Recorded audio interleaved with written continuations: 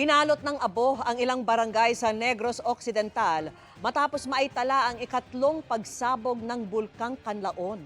Nakatutok live si Eileen Pedreso ng GMA Regional TV. Eileen.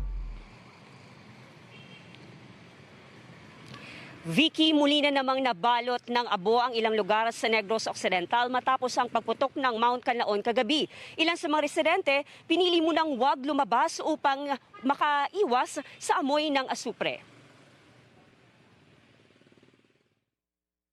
Pasado alas 6 kagabi, nagkaroon ng pagputok sa Bulkang Kanlaon.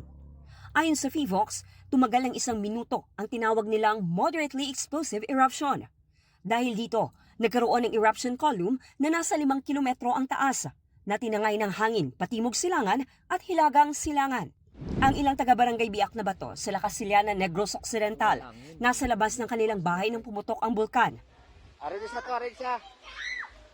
Naitala rin ang grass fire sa paligid ng bulkan.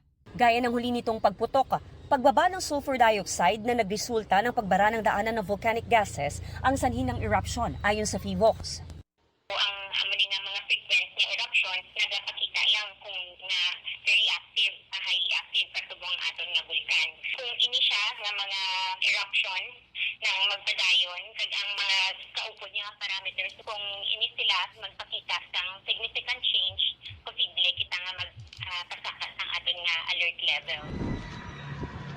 Ilang oras matapos ng pagputok, naitala ang ashfall sa ilang bahagi ng Negros Occidental, gaya sa barangay Mansalanao at barangay Cabagnaan sa Lacasilia.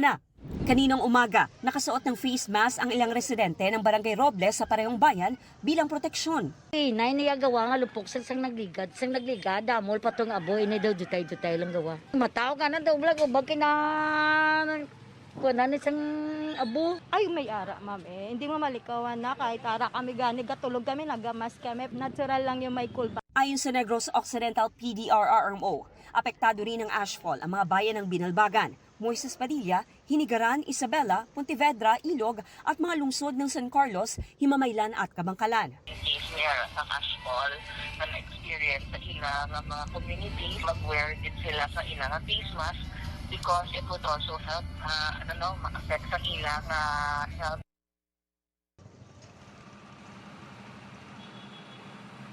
Dito sa Lacasilia, Vicky, 12 barangay na ang apektado ng ashfall at nagpapatuloy rin ang mahigpit na monitoring ng PHIVOX lalo na sa posibleng panibagong seismic activity ng Bulkan Kanlaon. Yan munang latest mula dito. Balik sa inyo dyan, Vicky.